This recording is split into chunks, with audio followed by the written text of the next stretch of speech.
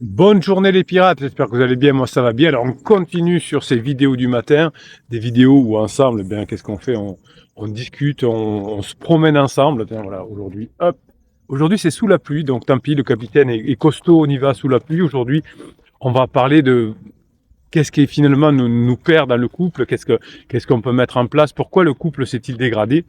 On va parler de ça. Vous savez que si vous êtes en crise de couple, vous avez besoin d'avoir énormément d'authenticité. C'est pas les intelligences artificielles, c'est pas les décors en carton-pâte qui vont vous permettre de récupérer votre couple, en fait, de passer en phase 4. Si vous êtes en crise de couple, c'est normal, si vous êtes un couple de longue durée.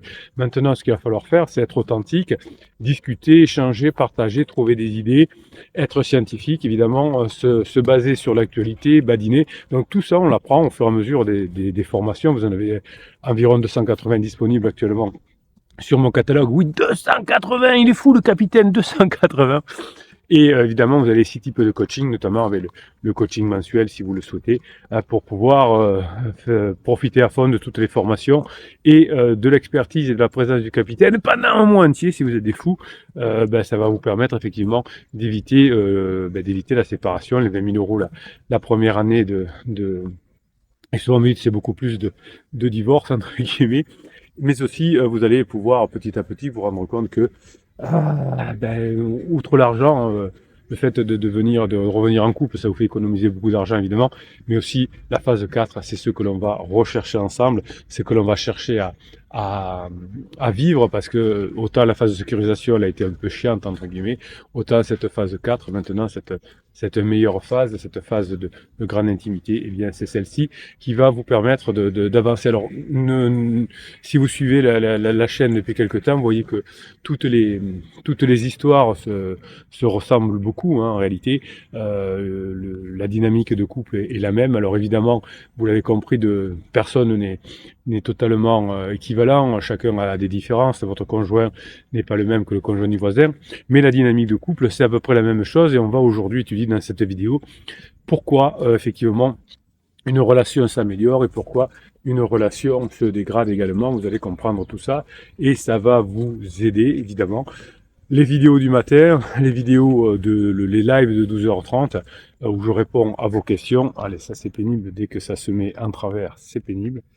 Euh, les vidéos de 12h30, les vidéos du matin, je reprends le live de 12h30, c'est complémentaire pour vous apprendre à vous améliorer dans votre relation de couple. Il n'y en a pas un qui est mieux que l'autre, mais les deux sont strictement complémentaires et ça c'est bon. Alors effectivement, pendant toute la phase de sécurisation, la phase 2, on s'est éloigné les uns des autres et évidemment pour tout ça est venu du fait que l'on s'est un peu au fur et à mesure, avec le temps, on s'est plus focalisé d'ailleurs sur le défaut des autres, sur le défaut de son conjoint, que sur ses propres qualités. Et des fois, en coaching, vous me dites effectivement, capitaine, mon conjoint, il est comme ça, il m'énerve, il est en colère, il est enfantin, il est, je sais pas quoi, il est alcoolique ou je ne sais quoi. En tout cas, on a tendance à se focaliser sur les défauts de l'autre. C'est normal, évidemment.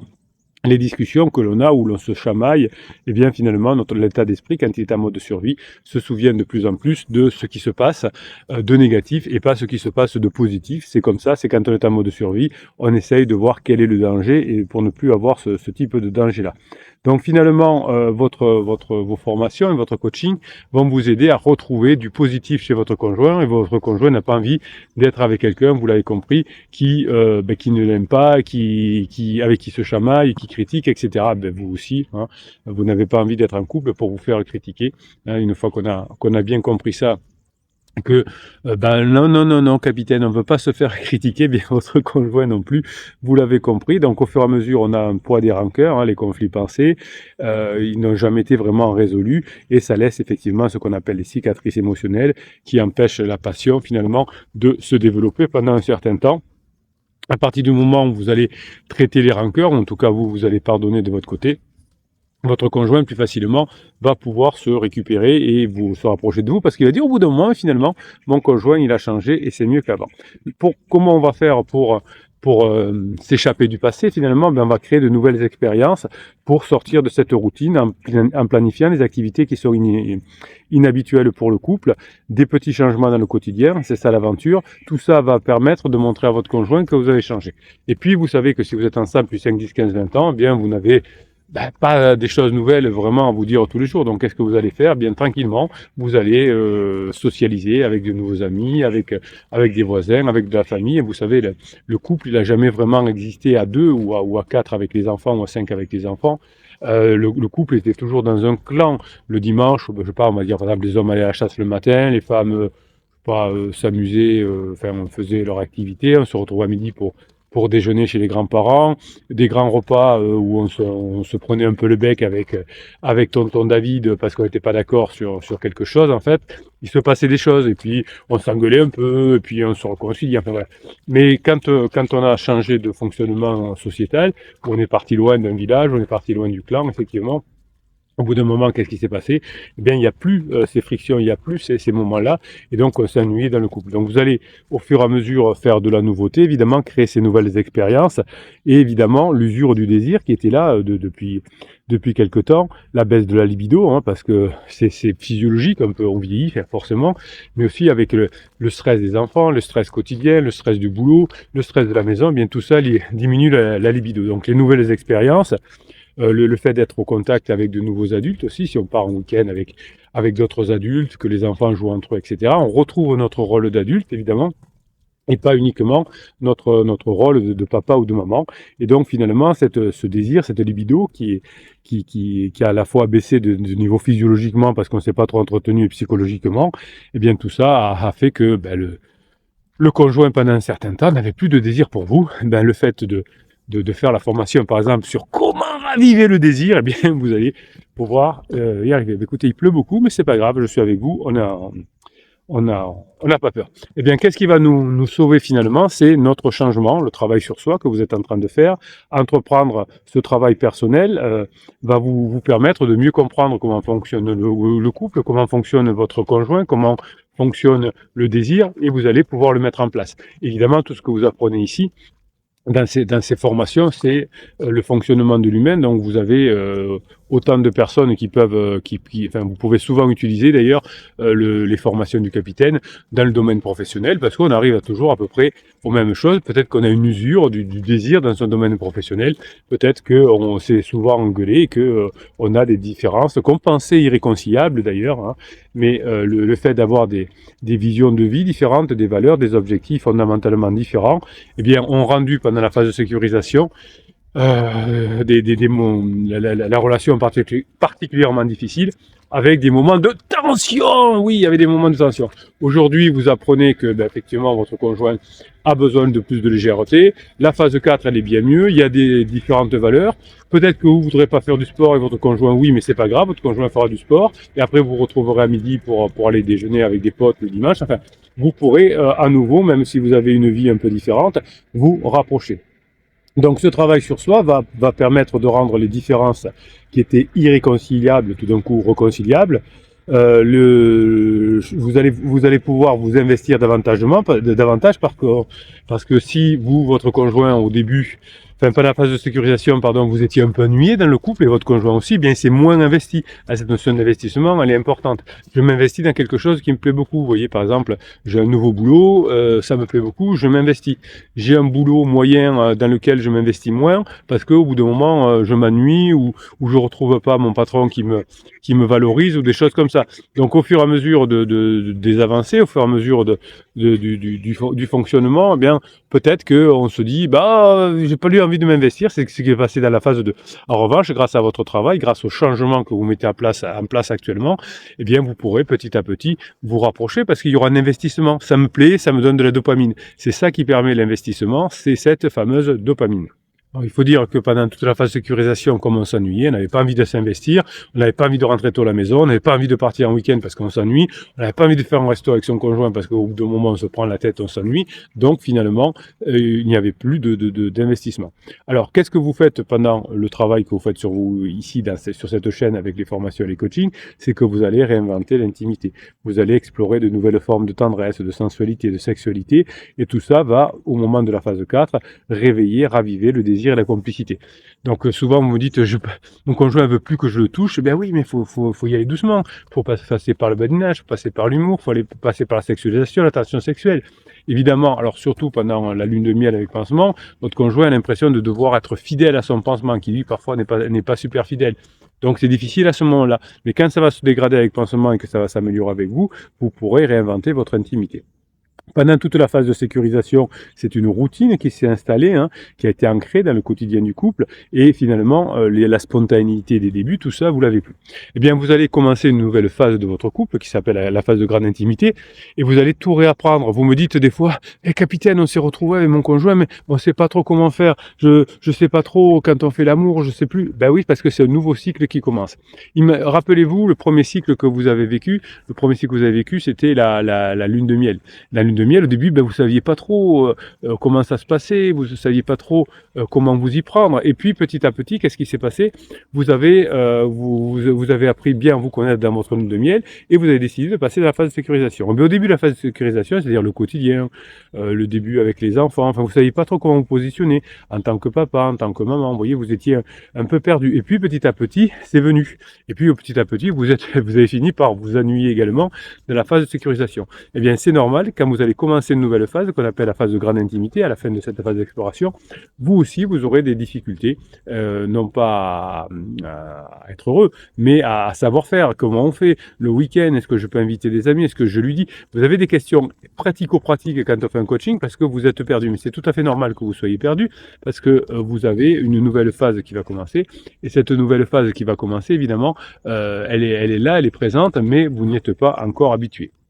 Donc ce que vous allez faire au fur et à mesure, vous allez réapprendre évidemment à avoir ce contact avec votre conjoint, mais aussi vous allez apprendre à retrouver des souvenirs positifs. Alors n'allez pas chercher des souvenirs souvent de la phase de sécurisation. Pourquoi il ne faut pas aller chercher des souvenirs de quand on était parti en vacances en Grèce avec les enfants? Parce que votre conjoint n'en veut plus de cette phase de sécurisation. Donc si vous allez chercher des souvenirs, allez chercher des souvenirs plus lointains.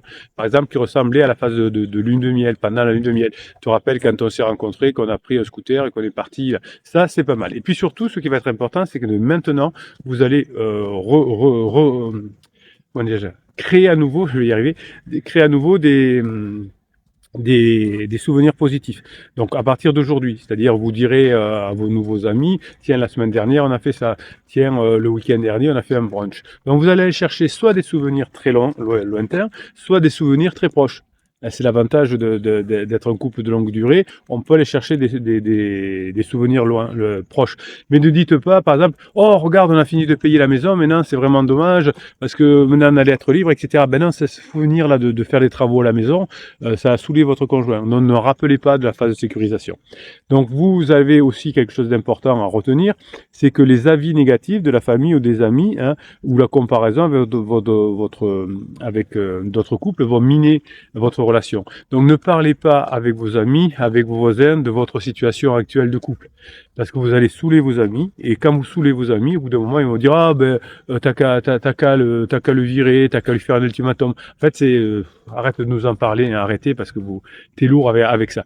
Donc vous voyez que vous allez recréer, au contraire, avec vos amis, aussi des discussions en disant, ben oui, là, avec mon conjoint, oui, ben ce week-end, on a fait un truc, on est allé chez le McDo avec les enfants, juste vous dites des trucs sympas, vous dites des trucs, ça s'arrange, voilà. Et vos amis vous lâcheront la grappe, entre guillemets, et vous arrêterez de les saouler avec votre problématique, et vous dites par exemple, ah oui, ça va, bah, écoute, ce week-end on est allé au McDo avec des amis, les enfants, et oh là là, il a changé le McDo, et vous parlez que le McDo, il a changé, etc. Donc tout ça va vous permettre d'avoir une influence dans votre entourage aussi, où vous allez utiliser entre guillemets l'entourage pour être bien, pour être ensemble, et non pas évidemment pour vous chicaner, comme on dit. Bon, eh bien évidemment, il va falloir que vous appreniez à pardonner à votre conjoint, évidemment, hein, parce que ce pardon, ben, il est nécessaire. C'est un cadeau que vous faites à vous-même. Hein, c'est pas tellement un cadeau que vous faites à votre conjoint.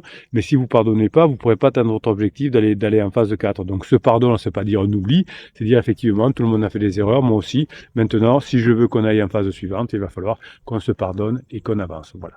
Donc si vous avez envie d'apprendre tout ça, c'est une notion de pardon, c'est une formation le pardon. Si vous avez envie de d'apprendre à créer des souvenirs positifs, à retrouver cette intimité, cette sexualité, à gérer votre entourage, eh bien tout ça, ce sont des formations que vous retrouvez dans le catalogue, que vous retrouvez dans l'affiché plus, là, l'affiché plus.